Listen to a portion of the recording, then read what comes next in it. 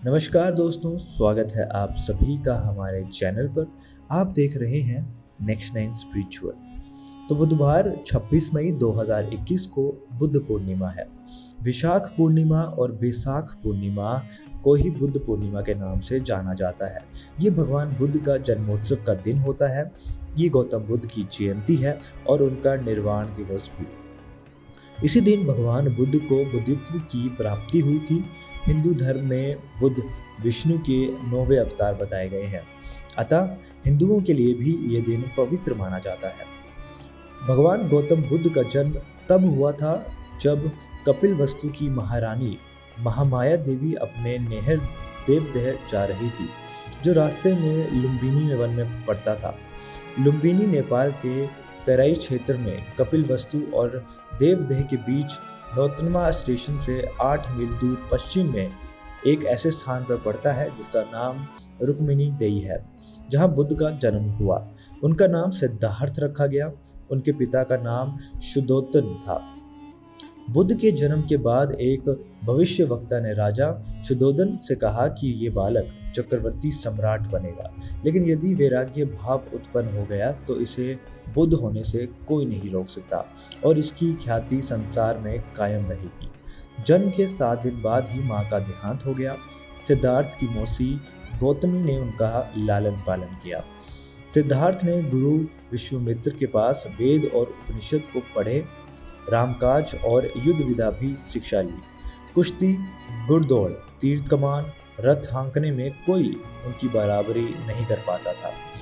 बचपन से ही सिद्धार्थ के मन में करुणा भरी थी। उससे किसी भी प्राणी का दुख नहीं देखा जाता था।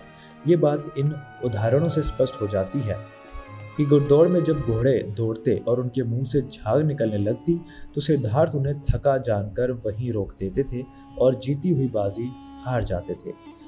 खेल में भी सिद्धार्थ को खुद हार जाना पसंद था, क्योंकि किसी को हराना और किसी का दुखी होना उनसे नहीं देखा जाता था। एक बार की बात है, सिद्धार्थ को जंगल में किसी शिकारी द्वारा तीर से घायल किया हंस मिल गया। उसने उसे उठाकर तीर निकाला, सहलाया और पानी पिलाया। उसी समय सिद्धार्थ का चचेरा भाई देवदत्त वहां आ गया और कहने लगा कि ये शिकार मेरा है, मुझे दे दो। सिद्धार्थ ने हंस देने से मना कर दिया और कहा कि तुम इस हंस को मार रहे थे, मैंने इसे बचाया है। अब तुम ही बताओ कि इस पर मारने वाले का हक होना चाहिए या बचाने वाले का। देवदत्त ने सिद्धार्थ के पिता राजा शुद्धोधन से इस बात की शिकायत की। शुद्धोधन ने सिद्धार्थ से कहा कि यह हंस तुम देवदत्त को क्यों नहीं दे देते, आखिर तीर तो उसी ने चलाया था।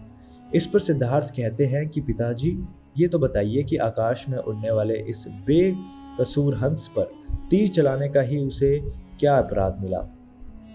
हंस ने देवदत्त का क्या बिगाड़ा था? फिर उसने इस पर तीर क्यों चलाया है? क्यों उसने इसे घायल किया? मुझसे इस प्राणी का दुख नहीं देखा जाता, इसलिए मैंने तीर निकालकर इसकी सेवा की है, इसके प्राण बचाए हैं। हक तो इस पर मेरा ही होना चाहिए। राजा शुद्धोधन को सिद्धार्थ की बात जंच गई। उन्होंने कहा कि ठीक है, ये तुम्हारा कहना जो है वो बिल्कुल ठीक है। मरने वाले से बचाने वाला बड़ा होता है, इस पर तुम्हारा ही हक है। शाक्य वंश में जन्मे सिद्धार्थ का 16 वर्ष की उम्र में विवाह दंडपाणि शाक्य की कन्या यशोधरा के साथ हो गया। राजा शुद्धोधन ने सिद्धार्थ के लिए भोग विलास का भरपूर प्रबंधन किया था। 3 ऋतुओं के लायक 3 सुंदर महल बनवा दिए। वहां पर नाच गान और मनोरंजन की सारी सामग्री जुटा दी। दास दासी उनकी सेवा में रख दी गई, पर ये सब चीजें सिद्धार्थ को संसार में बांधकर नहीं रख सकी। विषयों में उनका मन फंसा नहीं रह सका, और ऐसे थे हमारे गौतम बुद्ध। तो दोस्तों, ये थी हमारी आज की वीडियो। उम्मीद करता हूँ आपको वीडियो पसंद आई होगी। ऐसी तमाम जानकारी के लिए हमसे जुड़े रहिएगा। नमस्कार।